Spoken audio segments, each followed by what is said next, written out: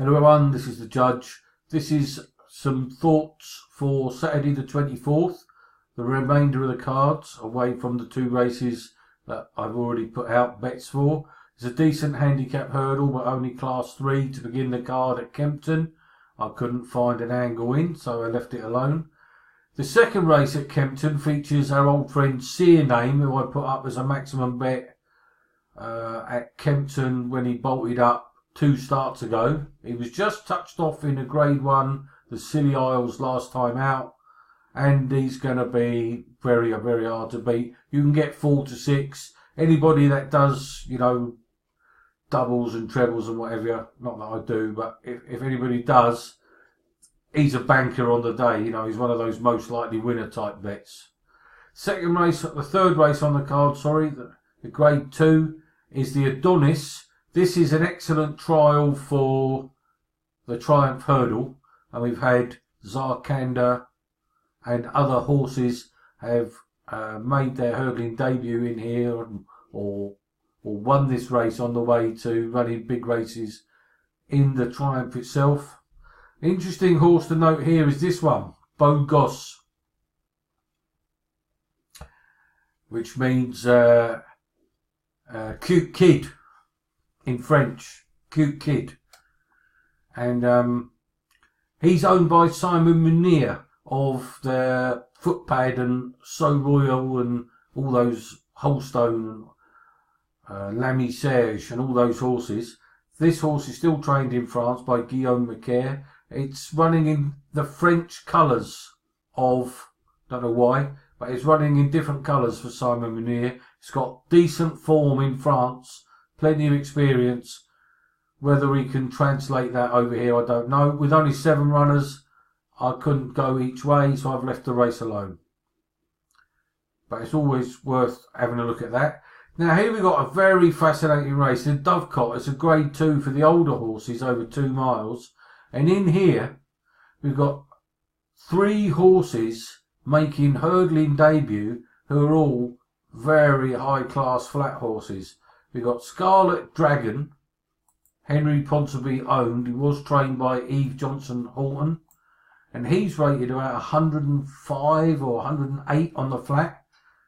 Worked his way up, won some smart handicaps over 10 and 12 furlongs. He's a very smart horse on the flat. Best RPR 112, currently officially 107. He could be a very, very smart horse if he takes the hurdling, who knows. Then you've got Calm Top, who used to be with Ralph Beckett, is now gone to Jamie Snowden. You can see having this up here, first run for the trainer. Let's have a look at him on the flat. Believe he was owned by the Duchess of Cornwall, Camilla Parker Bowles, and he's rated currently 98 on the flat, but he has got an RPR of 106, and they thought the world of this horse. He ran in the Edward VII Stakes there, look, as a 3-year-old. He's now 5. Might be very smart, some of these horses. And then you've got Humphrey Bogart, who's now gone to Nicky Henderson. He's making his hurdling debut. He was trained by Richard Hannon, and he's rated 105 on the flat. And he was running in things like the Geoffrey Freer Stakes. He's had a run in the Belmont Derby. He ran in the King Edward VII Stakes in 2016. He ran 5th in the Derby, look. He won the Linfield Derby trial. He's a very smart horse. He's not been out since August of 2016, nearly a year and a half. And very, very interesting. So you've got 3 very smart flat horses there. Plus you've got Monde des Avalois, who they put the hood on first time. trained by Paul Nicholls, and of course he was third in the Tolworth Hurdle. Here he is, third, was beaten a fair way, but that is a Grade 1, and he led all the way. And of course, in second place, he got beaten 9 lengths by Kalashnikov. Kalashnikov went and won the Betfair Hurdle. And he could be very smart indeed. Maybe he wants better ground. I noticed he won his bumper on better ground. And it is better ground at Kempton on Saturday. So this is a very, very interesting race. If you're watching it or if you're recording it, pay attention to these horses. Humphrey Bogart, Mont des Avoirs, Calm Top, Scarlet Dragon, but you've also got Shoal Bay there, Colin Tizard. He looked good on his first 2 starts. And you've got an unbeaten one there, Michael's Mount. So it's a fascinating race. There's the handicap chase. And then it's 2 other races that, you know, are low grade that I'm not so interested in. Quickly pop over to Newcastle, where the ground is heavy. They've got a bumper on the all-weather. I won't be getting involved in that. Now here's a very interesting, this was the other race I was considering have a bet in, and I might still, because now I see the 15-8. Let me just pull that, let's go to the market. I'll tell you why. We'll have a look. Get the market up. It's the second race on the card at Newcastle. It's a novices chase. Just have a look, see what prices we're getting. Yeah, 15-8. Yeah, that's possibly a bet. You might get bigger, and I'm going to talk about that now. Yes, so it's a novices chase, and here we have this horse here, trained by Ruth Jefferson, having its first run for the yard. Was trained by Brian Ellison or somebody. It's come to the Jefferson yard. It's a mare, but so is the favourite. This favourite won a listed race and is carrying an £8 penalty for winning a Class 1. Yes, Malcolm. Oh, right, no, it was trained by the Jeffersons. It's just gone from her father to her. But anyway, if we look back here at Newcastle, in a handicap hurdle in March last year, this horse, Kelka, won a handicap hurdle on heavy at Newcastle over 2 miles and absolutely relished it. Won very impressively and made all, stayed on strongly, loved the ground.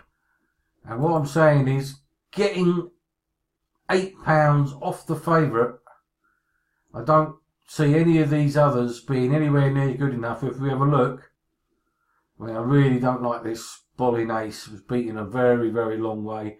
These other 2 don't look good enough. So I'm going to say 2.10 Newcastle. Number 5 on the card, Kelka. 4 points win at 15-8 to win 7.5 points, which would hopefully, if that wins, that will cover some of the stakes on the other horses. So 2.10 Newcastle, Kelka, 4 points win. Then we've got the Ida. I just hope I've read that right.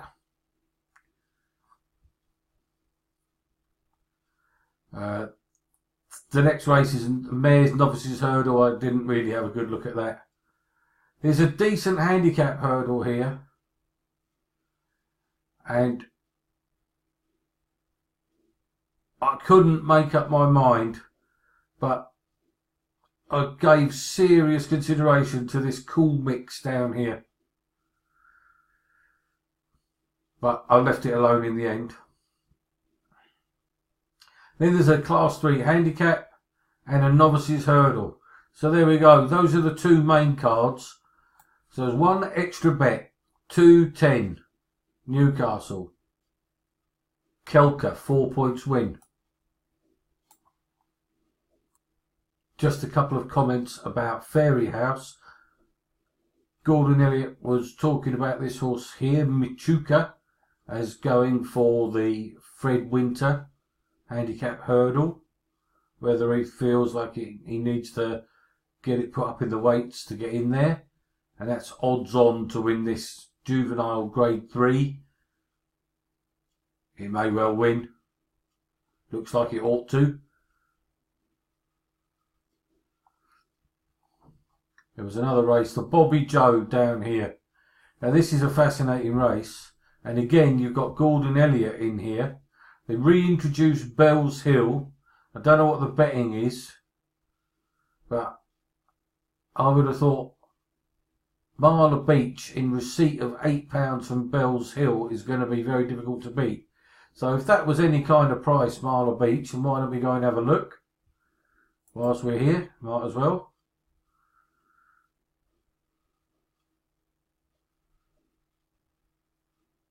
Bobby Joe Chase was Bobby Joe winner of the Grand National, and Marla Beach is 6-4 favourite. So that says ta-ta to that. I won't be betting that at 6-4, but I do think Marla Beach is the one to beat in that race. Very interesting. Nice to see Bells Hill back. He was a nice horse, and he's been off for best part of a year. So that was Fairy House, and there's a very interesting Hunter's Chase here. A lot of these horses, like Salsify, is 13 now, bless him. But some of these may well be aimed at the Fox Hunters. So there we go. Fingers crossed. I did have a look at Linfield, but it's not my cup of tea, as you all know. Fingers crossed that we get a positive return on the day and keep building our banks towards the festival. Just want to say it's a bit of a shame that If the Cat Fits, who was in the market for the Supreme, is out injured. He's going to miss the Supreme, which is very annoying. Not because I wanted to bet him for the Supreme, but because I wanted him to run a good race so we could have a big bet when he runs at Aintree. He's now going to go to Aintree without having run in a graded race, and that is going to hold against him. So that bet now looks like it won't come off. So at Linfield, there's this Heaver Sprint listed race. It's very, very interesting. And if I were playing, I'm not going to play, but if I were going to play, I would definitely play Gracious John. He's a very, very fast horse, 100-30. He is favourite, but for me, he is the fastest horse in this race. And the harder they go up front, the better. So, and you're going to get a lot of pace on here, but he is a very, very smart horse. If you like playing the all-weather and you're prepared to take the risk with all the hard luck stories, you could have a few quid on Gracious John. We've bet him before on the turf when he's won as well last season, don't forget. When he won back here somewhere, we were on. But he's a solid 107, 110 rated sprinter on the all-weather. And you can give him a major chance there. Drawn in the middle.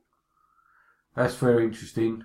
I won't be having a bet, but he's the best horse in that race.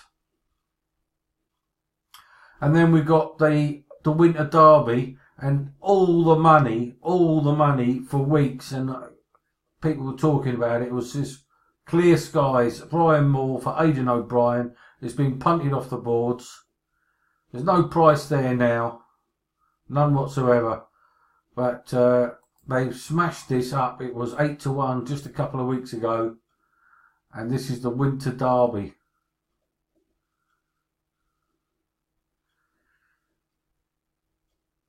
Let's have a look at him.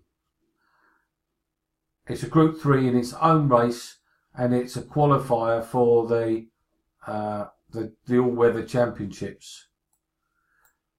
And he's been bolting up at Dundalk. Won a handicap last time out. Absolutely doing handsprings. Won by 5.5 lengths. And just trotted over the line. And yeah, it's going to be very hard to beat. But I wouldn't be playing that at 5-2. Some people have got on earlier at big prices. So there we go. Just the 3 bets. Kelker and Bay Wing at Newcastle. 4 points win, Kelker, 4 points each way, Bay Wing, and 3 points each way, Theatre Territory at Kempton. You could do the little Trixie as well if you wanted. I haven't. But there we go. Have a good Saturday, everybody. Speak to you all soon.